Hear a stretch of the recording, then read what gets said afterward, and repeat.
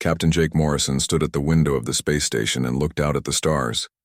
He had never seen so many different ships in one place. Each ship looked strange and alien. Some were long and thin like needles. Others were round like bubbles. A few looked like they were made of crystal and glowed with soft light. "Captain, they are ready for us," said Dr. Lisa Grant. She walked up beside him, carrying a bag full of scientific tools. Lisa was the smartest person Jake knew. She could speak 5 human languages and had learned some alien words too. Jake nodded and turned away from the window. "Let's go meet our new neighbors." The human group walked down a long hallway. "Commander." Ben Parker walked behind them. Ben was a big man who used to be a Marine. Now he helped with talks between different groups. His eyes moved back and forth, watching everything around them. They entered a large room filled with creatures Jake had only seen in pictures. The saurians looked like giant lizards walking on 2 legs. Their skin was green and covered with small scales. The Hyvani looked like bugs the size of people. They made clicking sounds when they talked. The Zephyrians were the strangest of all. They looked like they were made of light and moved like they were floating. Ambassador Veltar stepped forward. He was a saurian with dark green skin and yellow eyes. "Welcome, humans. We are glad to meet you at last." Jake shook hands with the alien. Veltar's hand felt cold and rough. "Thank you for inviting us. We hope this is the start of good friendship." "Yes, we hope so too," said Veltar, but his yellow eyes looked worried. "Before we begin, we must ask about your group. We do not understand your people." Lisa stepped forward. "What do you mean? Is something wrong?" Another alien spoke up. This one was a Zephyrian named Thysek. When he talked, his voice sounded like music. "In our worlds, we have different types of people for different jobs. Warriors fight, thinkers think, workers work. But you humans, you all seem to be the same type." Ben crossed his arms. "We are all humans, if that's what you mean." "But that cannot be right," said Veltar. He pointed at Lisa. "She is clearly a thinker type. Look at her tools and books. But our machines say she can fight like a warrior type." "Of course I can fight," Lisa said. She sounded confused. "All humans can fight if they need to." The aliens looked at each other. They made worried sounds. A Hyvani named Clickchaw stepped forward. When she spoke, she made clicking noises between her words. "This is not normal. Click. In our hive, only soldier types can fight. Click. Worker types cannot hurt anything. Click." Jake looked around the room. All the aliens were staring at his group with fear in their eyes. "I think there's been some mistake. We're here to talk and learn, not to fight anyone." "But you can fight," said Veltar. "All of you. Our machine scanned you when you came aboard. Every human here can kill if needed. Even the scientist lady. Even you, the talking leader." "Well, yes," Jake said slowly. "But we choose not to fight unless we have to protect ourselves or others." The aliens made more worried sounds. Thysek's light grew dimmer. "This is very strange to us. How can a species have only one type of person? How do you keep peace if everyone can be a warrior?" Lisa tried to explain. "We learn to control ourselves. We have laws and rules. Most humans never hurt anyone in their whole lives." "But you could if you wanted to," said Veltar. "I suppose so," Lisa said. The room became very quiet. Jake could feel the fear from the aliens. He did not understand why they were so scared. To him, it seemed normal that people could protect themselves. Commander Ben Parker spoke up. "Look, we came here to be friends. We don't want to scare anyone. Maybe we should eat together and talk more. Food always helps people understand each other." The aliens agreed, but Jake could see they were still worried. They all moved to another room with tables and food. The alien food looked strange, but smelled good. Jake sat down next to Veltar. "Can you tell me more about your people? How are warriors different from thinkers?" Veltar pointed to a large saurian across the room. "That is Groktar. He is a warrior type. He was born different from me. His body is stronger. His brain thinks only about fighting and protecting. He cannot read books or solve math problems. And you can't fight? Jake asked. I would be very bad at it. My body is weak. I think too much about what might happen. I would be scared and slow. Veltar looked at Jake with his yellow eyes. But you are clearly a thinking type like me. Yet you could kill Grokter if you needed to. Jake almost choked on his drink. I would never want to hurt anyone. I'm just a ship captain who likes to explore space. But you could, Veltar said again. Before Jake could answer, someone dropped a plate of food. It hit the floor with a loud crash. The sound was sudden and sharp. Without thinking, Jake's whole body changed. His back went straight. His eyes became hard and cold. He looked around the room fast, checking for danger. His hand moved toward his belt where a weapon would be if he had one. For 3 seconds, Jake Morrison was not a friendly captain. He was a hunter ready to kill. Then he saw it was just an accident. A Zephyrian had dropped their food. Jake relaxed and smiled. Sorry about that. Loud noises make me jumpy sometimes. But every alien in the room had seen the change. They had watched a peaceful, smiling human turn into something deadly. Then, turn back again like nothing had happened. The room was completely silent. Even the Hyvani stopped their clicking sounds. By the stars, whispered Veltar. You did not even think about it. You just became a killer, then became peaceful again.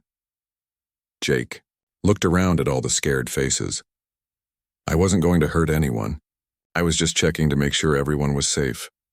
That is what makes you so terrifying, said Thisek. His light was very dim now. You can change from friend to enemy in one heartbeat, and you do not even know you are doing it. For the first time, Jake began to understand why the aliens were afraid of humans. They could not change like that. They were born to be one thing and stayed that way all their lives. But humans could be anything they needed to be whenever they needed to be it. The meeting continued, but everything was different now. The aliens watched the humans very carefully. They jumped when Ben laughed too loud. They stepped back when Lisa reached for her tools. Jake realized that being human might be more dangerous than he had ever thought. Not because humans wanted to hurt others, but because they could do it so easily without even meaning to. The galaxy was about to learn something new about Earth's children.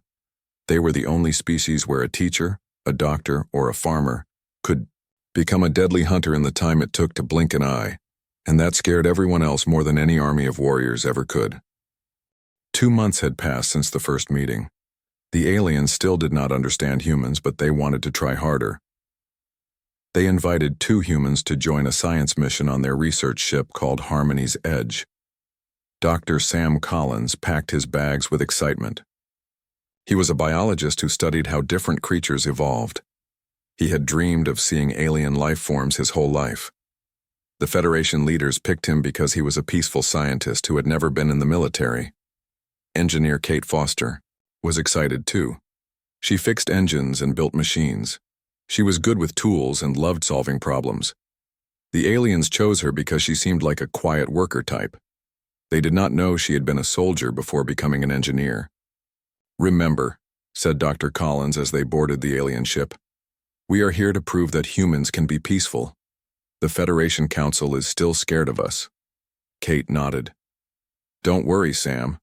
I'll be the most boring engineer they've ever seen. The cool ship was beautiful inside. Everything was smooth and curved. The walls glowed with soft light. Research Director Tysek met them at the door. He was a Zephyrian made of flowing light. Welcome, human friends, Tysek said in his musical voice. We are so happy to have peaceful humans working with us. Security Chief Groktar stood behind him. He was a huge Ursinian who looked like a bear walking on 2 legs. His arms were as thick as tree trunks. He had been born and trained only for fighting. I will watch the humans, he growled, just in case. For 3 weeks, everything went well. Sam studied strange plants they found on different planets. Kate helped fix machines when they broke. The alien crew began to relax around them. The humans seemed normal and safe. Then the ship's alarm started screaming. "Unknown vessel detected," called out the navigation officer. "It appears to be drifting without power." Captain Zelek, a wise old Saurian, made the decision. "We will investigate.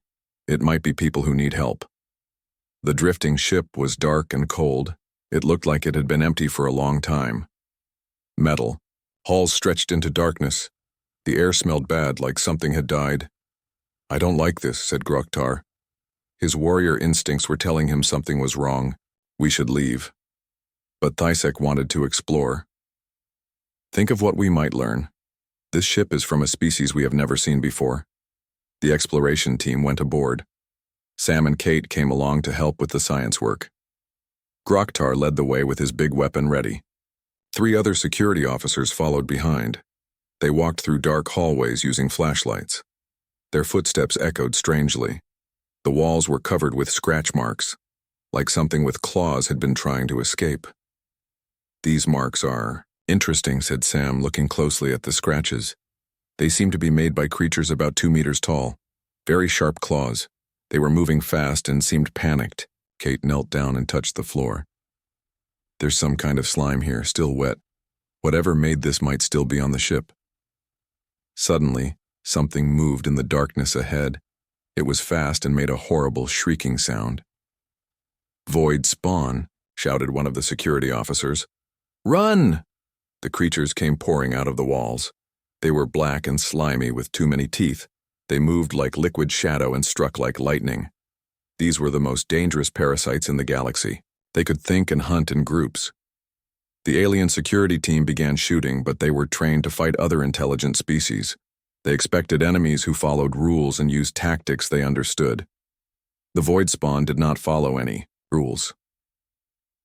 2 security officers went down in the first few seconds. Groktar, the mighty warrior, froze in terror.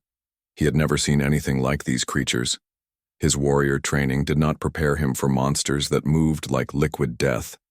That was when the humans changed. Sam Collins was no longer a friendly scientist. His eyes became cold and calculating. He watched how the creatures moved and began to understand their behavior. "They hunt in packs like wolves," he called out calmly while dodging a striking creature. "They're trying to separate us. Kate, we need to stay together and move toward that door." Kate Foster was not a quiet engineer anymore. She grabbed a broken piece of metal pipe and swung it like a club. Her movements were smooth and deadly. Years of military training came flooding back. "Sam, they don't like bright light," she shouted, smashing a creature against the wall. "Their eyes are adapted for darkness." While the alien warriors panicked and shot wildly, the 2 humans began to hunt the hunters. Sam used his knowledge of predator behavior to predict where the creatures would attack next. He moved like he was dancing, always 1 step ahead of the snapping jaws and claws. Kate turned everything around her into a weapon. A broken chair became a shield. A damaged light fixture became a club. She moved through the creatures like she was cutting wheat in a field. "Groktar, snap out of it!" Kate yelled at the frozen warrior. A void spawn was creeping up behind him, ready to strike. Sam threw a piece of metal that hit the creature in the head. "Move left now," he commanded. Without thinking, Groktar obeyed.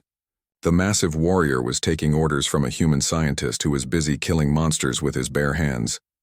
The battle lasted only 5 minutes, but it felt like hours. When it was over, 12 void spawn lay dead on the floor. The humans were breathing hard but unhurt. The alien security team was scattered and terrified. Groktar stared at Sam Collins with amazement and fear. "You saved my life, but you are just a plant scientist." Sam wiped alien blood off his hands. "I study how creatures behave. Void spawn are just another kind of animal. They hunt in predictable patterns once you understand what they want. But you killed them so easily," whispered one of the surviving security officers. "You made it look simple." Kate was checking her improvised weapons. "They're ambush predators. Once you force them into direct combat, they're not that dangerous. Just fast and mean." Thysek's light was dim with shock. "You changed completely. One moment you were gentle researchers. The next moment we were what we needed to be. said Sam simply. The situation required hunters, so we became hunters. How do you just decide to become killers? Asked Groktar. I was bred and trained my whole life, for war. But I froze with fear. You are civilians who became warriors in seconds. Kate looked at the confused alien. We're always both, Groktar. Every human is. We just choose which side to show depending on what's needed. The trip back to the research ship was very quiet. The aliens watched Sam and Kate with new eyes. The humans went back to being friendly and helpful, but now everyone knew what lived underneath that peaceful surface. That night, Thysic called the Federation Council. We have learned something important about humans, he reported. They do not have different types of people because they do not need them. Every human can become any type they need to be. What do you mean? Asked the council leader. Today I watched a plant scientist become a perfect warrior in the time it takes to blink. I watched an engineer become a tactical commander while still fixing broken machines. They switch between roles like we change clothes. The council was silent for a long time. Are they dangerous? Someone finally asked. Thysic thought about Sam Collins calmly explaining void spawn behavior while killing 3 of them with his bare hands. He thought about Kate Foster building weapons from garbage while giving tactical advice to professional warriors. They are the most dangerous species I have ever seen, he said quietly. Not because they want to hurt others, but because they can become anything they need to be to protect what they care about. And they do it without even thinking about it. The word spread quickly through the Federation. Humans were not just another species with mixed abilities. They were something completely new, something that scared everyone else in the galaxy. They were the species where every scientist could become a soldier, every teacher could become a guardian, and every peaceful civilian could become a deadly hunter whenever the situation demanded. And they could change back just as easily, smiling and friendly as if nothing had happened at all. The Great Council Chamber on Nexus Prime had never been so full. Representatives from all 12 species sat in their special seats. The air was thick with fear and worry. Everyone was talking about the same thing: what to do about humans. General Amy Rodriguez walked into the chamber with confidence. She was Earth's top military leader, but she did not look scary. She was a small woman with kind eyes and a warm smile. Behind her walked Dr. Frank Miller, a doctor who helped people with their thoughts and feelings. He looked like someone's grandfather, gentle and wise. The aliens stared at them with fear. After the void spawn incident, they knew that any human could be dangerous. Even these two who looked so peaceful. Counselor Zethra called the meeting to order. She was the oldest being in the galaxy, an ethereal who had lived for thousands of years. Her voice was like wind through leaves. We gather today to decide what humans are. Are they warriors? Are they civilians? We must know. Prime Speaker Clickchaw clicked loudly. She spoke for all the Haivani. Click, this is simple. Click. Humans are warriors pretending to be civilians. Click. We should treat them as a military species. Click. No, said Ambassador Veltar. That is not right either. I have watched them. They truly are peaceful most of the time, but they can become warriors instantly when needed. Counselor Zethra looked at the two humans. General Rodriguez, you are clearly a warrior type, but Dr. Miller, you help people feel better. You heal minds. How can you also be a killer? Dr. Miller smiled sadly. Counselor, I have never killed anyone in my whole life. I hope I never have to, but if someone tried to hurt the people I care about, I would stop them. How would you stop them? Asked Zethra. Any way I had to, Dr. Miller said simply. The chamber became very quiet. The aliens understood what he meant. General Rodriguez stepped forward. Let me explain how humans work. We evolved as pack hunters on a dangerous world. Long ago, we lived in small groups and hunted big animals together. She pointed to a picture on the wall screen. It showed early humans with simple tools. Every person in the pack had to be able to fight, think, and work together. If someone could only fight but not think, the pack would fail, If someone could only think but not fight, they would die. But that was long ago, said Veltar. You have cities and schools and art now. You are civilized. Yes, we are, said Dr. Miller. But we never lost our pack hunter instincts. We just learned to control them and use them to protect good things instead of just survival. Prime Speaker Clickcha clicked angrily. Click. This makes no sense. Click. How can you have warriors and civilians be the same people? Click. General. Rodriguez smiled. Let me tell you about my friend Sarah. She teaches children in a school. She has never been in the military. She reads stories and helps kids learn math. Everyone loves her because she is kind and patient. She sounds like a pure civilian type, said Counselor Zethra. Last year, a dangerous man came to her school with a weapon. He wanted to hurt the children. General Rodriguez paused.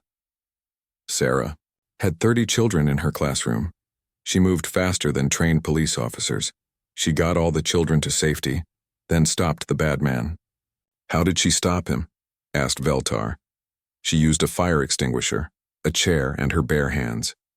The man was much bigger than her, but he never had a chance. When the police arrived, they found Sarah sitting on top of him, holding him down. She was singing a lullaby to calm down the scared children. The aliens looked at each other with worried faces. Dr. Miller continued the story. When reporters asked Sarah how she knew what to do, she said she did not think about it. She just saw a threat to her children and became whatever she needed to stop it. But how? Asked Thisek, who had joined the meeting by video link. How do you change so fast? We do not really change, said General Rodriguez. The protector is always inside us. We just let it out when we need to. Then we put it away when the danger is over. Counselor Zethra leaned forward. This Sarah woman, after she stopped the dangerous man, what did she do? She went back to teaching children how to read, said Dr. Miller. The next day, she was the same kind, gentle teacher she had always been. The children were not afraid of her because they knew she would always protect them. A young Saurian counselor spoke up. But this is impossible. In our species, warriors cannot teach children. They are too aggressive. And teachers cannot fight. They are too gentle. That is because you have separate types of people, said General Rodriguez. We do not. Every human has both the teacher and the warrior inside them. Most of the time, we choose to be teachers, builders, artists, doctors. But when someone threatens what we love, we become guardians. Prime Speaker Clickcha was getting upset. Click. This is why humans are dangerous. Click. We never know if we are talking to a friend or an enemy. Click. Dr. Miller looked sad. You are always talking to a friend unless you try to hurt us or the people we care about. Then you are talking to someone who will stop you. What about your children? Asked Veltar. Surely they are not dangerous. General. Rodriguez and Dr. Miller looked at each other. Human children learn to protect their friends very early, said the general. A 10-year-old human child once fought off a wild animal to save his little sister. Another child pulled a grown man from a burning car.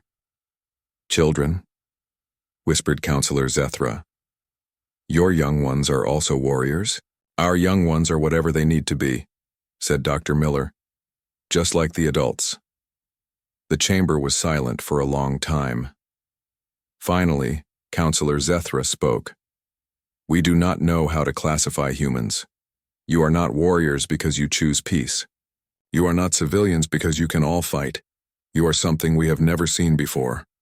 A crystalline representative who had been quiet finally spoke.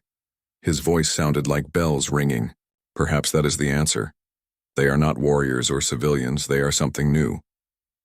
What would we call them? Asked Veltar. Dr. Miller thought for a moment. On Earth, we have a saying. The most dangerous person is someone who has nothing left to lose. But I think there is something more dangerous than that. What? Asked Counselor Zethra. Someone who has something precious to protect, said Dr. Miller. Every human is someone's parent, child, friend, or teacher. We all have something we would die to protect. That makes every one of us dangerous when we need to be. General Rodriguez nodded. We do not fight because we like fighting. We fight because we love something more than we fear dying. The council talked for hours. In the end, they created a new classification just for humans, protective adaptives. It meant people who could become whatever was needed to keep safe the things they cared about. Some aliens thought this made humans the most trustworthy species in the galaxy. Others thought it made them the most dangerous. Most thought it made them both at the same time.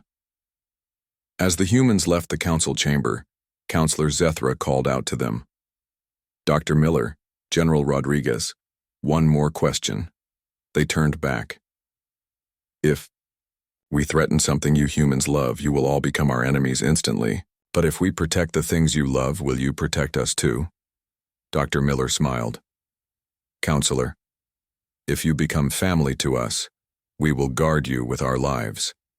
That is what pack hunters do. We protect the pack. The old ethereal thought about this for a long time after the humans left. Humans were indeed dangerous, but perhaps the most dangerous thing about them was how much they could love. And maybe, she thought, that was exactly what the galaxy needed. The training facility on Kepler Station was the best in the galaxy. For hundreds of years, elite warriors from every species came here to test their skills. The walls were covered with weapons from 1,000 different worlds. Training rooms could create any kind of battle situation. Chief Instructor Vakesh stood in the main hall looking at his newest students. He was a Saurian warrior who had trained champions for 50 years. He had never lost a fight and had never met a student he could not break. Today, 3 humans stood before him. The Federation Council had sent them for the final test. If these humans could prove they were really just civilians, then maybe other aliens would stop being so afraid. I am told you are not warriors, said Vakesh in his rough voice. We will see about that. Officer Tony Chen stepped forward first. He was a military police investigator who caught criminals. He was the closest thing to a soldier among the 3 humans. Sir, I work in law enforcement, but I've never been in real combat. I am Dr. Rachel Kim, said the second human. She was a small woman with gentle eyes. I dig up old things to learn about ancient cultures. I have never hurt anyone. The third human was Maria Santos. She was a farmer who grew food to feed people. Her hands were rough from working in soil. I take care of plants and animals. I don't know why I'm here. Vakesh looked at them with doubt. These could not be the dangerous humans everyone was talking about. They looked so ordinary, so weak. You will be tested against our finest warriors, he announced. First, you will face combat simulations. Then you will have individual fights. If you fail, it proves humans are just normal people who got lucky against the void spawn. The first test was a virtual reality battle. The humans were given armor and weapons they had never seen before. They were told to work as a team against computer enemies that fought like real alien warriors. Vakesh expected them to fail quickly. Most species needed months of training to work together in combat. These humans had never fought as a group before. But something strange happened. Within minutes, the 3 humans were moving like they had trained together for years. Tony took charge without being asked. Rachel began studying the enemy patterns and calling out warnings. Maria started, treating the battle like a problem to solve. Enemies coming from the left corridor, Rachel called out. Same pattern as the last group. They will try to surround us. Maria, can you block that path? Asked Tony. Already on it, said Maria. She used her farming experience to read the land and found the perfect place to create a trap.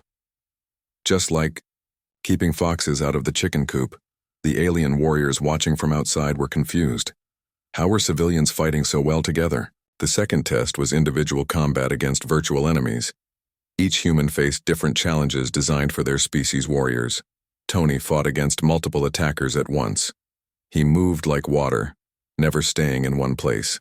He used every object around him as a weapon. When his gun ran out of bullets, he threw it at one enemy and grabbed a broken pipe to fight the others. Dr. Rachel Kim faced a puzzle combat challenge that required fighting while solving problems. She had to battle enemies while figuring out codes to open doors. Her mind worked on multiple levels, thinking about history and war at the same time. "This is just like excavating a dangerous site," she said calmly while dodging attacks. "You have to think about what ancient people would do while watching out for cave-ins and traps." Maria Santos was given the hardest test of all. She had to protect virtual civilians while fighting off attackers. The challenge was designed to be impossible for most warriors. But Maria did not think like a warrior. She thought like a farmer, protecting her crops from pests. "These enemies move like locusts," she muttered, watching their patterns. "They swarm and eat everything, but they have weaknesses." She began using the environment against the attackers. She led them into traps, used their own numbers against them, and protected the civilians by moving them like she was herding sheep. When the virtual tests were over, Vakesh was silent. All 3 humans had passed with perfect scores. They had done better than many professional warriors. "This proves nothing," he said angrily. "Virtual battles are not real. You will now fight real opponents." The humans were each matched against elite alien warriors. Tony faced a Ursinian fighter twice his size. Rachel was put against a swift ethereal combat specialist. Maria had to fight Vakesh himself. The alien spectators expected the humans to be destroyed quickly. Tony's fight started first. The huge Ursinian rushed at him with claws and teeth. Tony did not try to match the alien's strength. Instead, he fought smart. He used the Ursinian's size against him, making the big creature stumble and fall. When the alien got angry and fought harder, Tony became calmer and more precise. "You fight like a coward," growled the Ursinian. "I fight like someone who wants to win," said Tony, putting the alien in a hold that ended the match. Dr. Rachel Kim's battle was stranger. The ethereal fighter moved like light and attacked from all directions at once.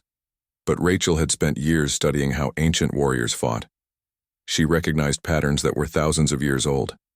"You're using the 7th form of the solar dynasty," she said while blocking an attack. "I excavated their training grounds last year. This technique has a weakness." She was right. Within minutes, she had defeated a warrior who had trained for decades, just by knowing history. But the most shocking fight was between Maria Santos and Chief Instructor Vakesh. Vakesh was not just a great fighter. He was a legend. He had defeated champions from every species. He expected to crush this farmer woman quickly and finally prove that humans were not special. Maria looked at him like he was a problem in her garden. "You're like a big predator trying to eat my chickens," she said thoughtfully. "I know how to deal with predators." The fight began.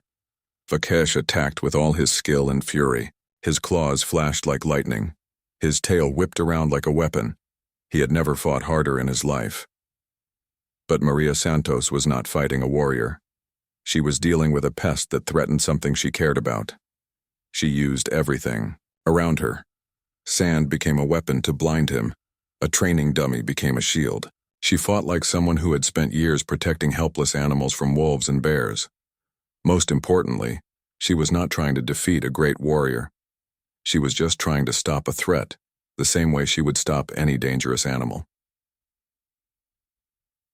When Vakesh got tired from his fierce attacks, Maria was still calm and fresh. When he became frustrated and made mistakes, she was ready. The end came suddenly. Vakesh lunged forward with his deadliest attack. Maria stepped aside like she was avoiding a charging bull, grabbed his arm, and used his own momentum to flip him onto the ground. The greatest warrior trainer in the galaxy was pinned by a woman who grew vegetables for a living. "It's over," Maria said gently. "You fought well, but you were trying too hard. Animals that try too hard get tired and make mistakes." The training hall was completely silent. Vakesh stared up at the human woman with shock and amazement. "How?" he whispered. "I have trained my whole life for war. You grow plants." Maria helped him stand up. "I protect things. My crops, my animals, my neighbors. You fight to win contests. I fight to keep things safe. It's different." Later that evening, Vakesh sent his report to the Federation Council. His hands shook as he wrote it. "The humans are not warriors," he wrote. "They are something far more dangerous. Warriors fight for glory, honor, or orders. These humans fight for love. They become whatever they need to become to protect what they care about. He paused, remembering how Maria Santos had looked at him like he was just another problem to solve. Warrior fights until he wins or loses. A human fights until the threat is gone. They do not care about glory or showing off. They only care about keeping their people safe. He finished his report with words that would be remembered for generations. Do not anger the humans.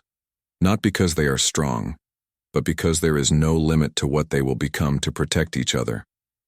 Today I learned that the most dangerous opponent is not the best fighter.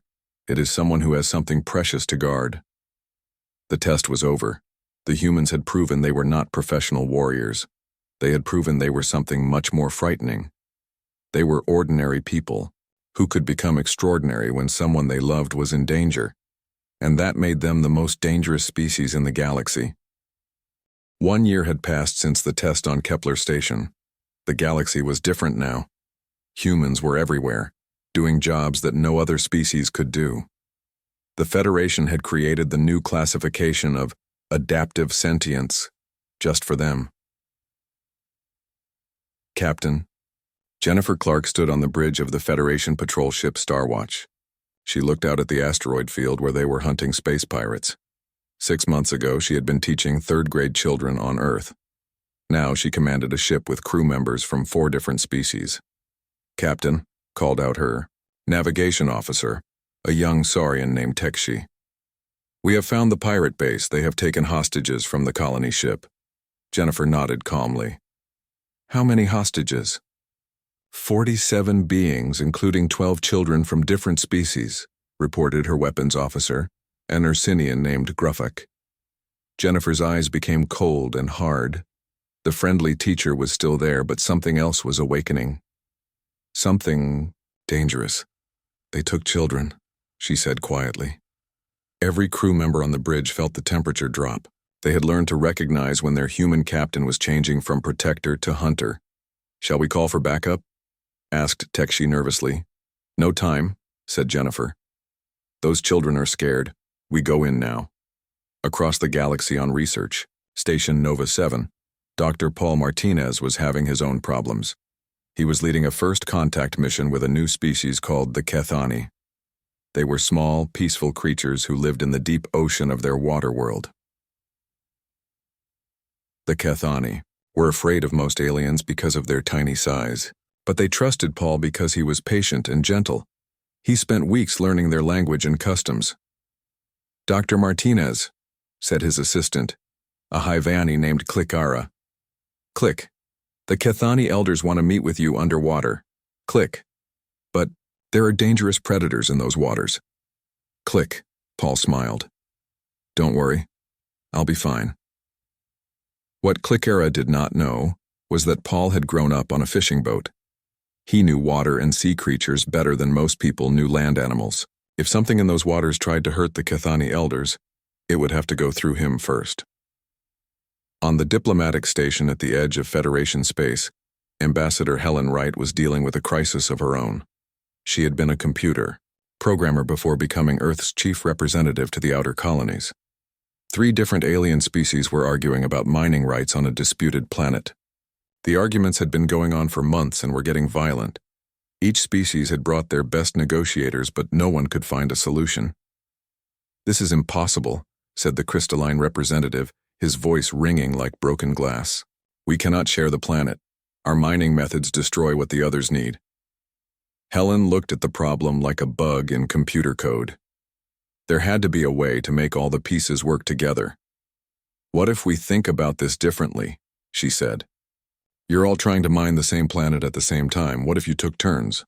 The alien stared at her. Turns? Each species gets the planet for 1 year, then passes it to the next group. You rotate every year for 20 years. Everyone gets what they need, and the planet has time to recover between different mining methods. It was such a simple solution that no one had thought of it. Within an hour, the 3 species had signed an agreement. Helen had solved in 1 day what professional diplomats could not fix in months. Back on the Starwatch, Captain Jennifer Clark was about to show why humans were so valuable to the Federation. The pirate base was built inside a large asteroid. It had shields and weapons that could destroy most ships. The pirates thought they were safe. Jennifer studied the base like she was planning a lesson for difficult students. Gruffuk, what do we know about the pirate leader? His name is Skarax. He is a Rentuck warrior who was thrown out of his clan for being too violent. He likes to hurt people for fun. Jennifer's teacher instincts kicked in. She had dealt with bullies before. So he's a coward who picks on people weaker than him. I know how to handle bullies. She opened communications with the pirate base. This is Captain Clark of the Federation ship Starwatch. Release the hostages and surrender. Skarax's ugly face appeared on the screen. He was a lizard-like creature with scars covering his face. Human, you think you can threaten me? I have 47 prisoners. Try to attack and I will kill them all. Jennifer smiled the same way she used to smile at students who thought they could disrupt her class. Skarax, let me tell you something about humans. We don't negotiate with people who hurt children. Then the prisoners die, snarled Skarax. No, said Jennifer calmly. You die. She turned off the communication and looked at her crew. The friendly teacher was completely gone now. In her place stood something that made professional warriors nervous. Tekshi, can you get us close to their docking bay without being detected? Yes, Captain, but their shields. We'll be down in 5 minutes. Gruffuk, prepare a boarding team. We're going in. Captain, said her science officer, a worried ethereal named Lamara. There are 47 hostages and over 100 pirates. We only have 12 crew members. Jennifer looked at her with eyes like ice. Lamara, they have 47 people I need to protect. That's all that matters. The assault on the pirate base lasted 23 minutes. Captain Jennifer Clark moved through the corridors like death itself. She did not fight like a soldier following orders. She fought like a mother protecting her children. The pirates had never faced anything like her. She used their own base against them, turning their traps into weapons, their defenses into weaknesses. When she found the first group of hostages, she was gentle and kind again, comforting the scared children. But when pirates tried to hurt her charges, she became something that gave nightmares to professional killers. Skarax made his last mistake when he grabbed a small Kithani child and held a knife to its throat. Stay back, human, or the little one dies. Jennifer looked at him with the patience of a teacher explaining something very simple to a very stupid student. Skarax, she said quietly, I used to teach children just like this one. Do you know what happens to people who threaten my students? She moved faster than the pirate could think. One moment he was holding a hostage. The next moment he was on the floor unconscious and Jennifer was holding the frightened child. It's okay, little one, she whispered in perfect Kethani language. The bad man can't hurt you anymore. News of the rescue spread quickly through the Federation. A human teacher had defeated an entire pirate base to save children she had never met before. She had not done it for glory or money. She had done it because someone had threatened kids, and that was something no human could allow. Similar stories came from across the galaxy. Dr. Paul Martinez had fought off sea monsters to protect the Kethani elders during their underwater meeting. Ambassador Helen Wright had solved a dispute that professional diplomats thought was impossible.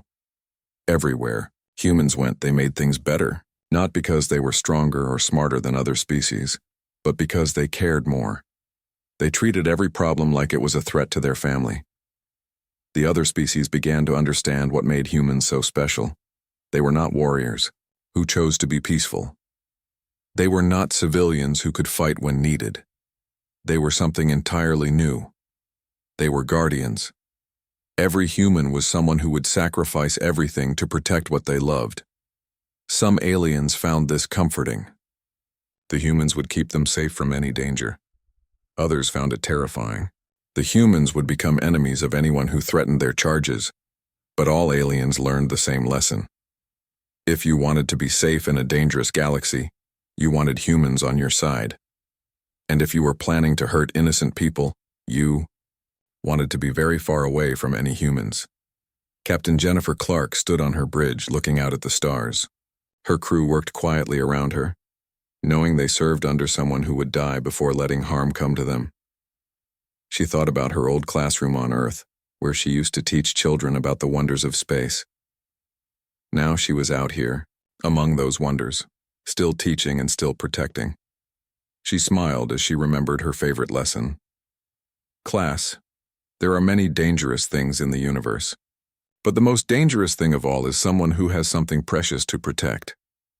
Her students had thought she was talking about animals protecting their babies, or soldiers defending their homes. They had not understood that she was talking about humans, all humans, every single one of them. In the end, the galaxy learned to live with its strangest members. The species where every farmer could become a warrior, every teacher could become a guardian, and every gentle soul could become a deadly hunter when someone they loved was in danger. The humans were home among the stars, and the stars were safer because of them.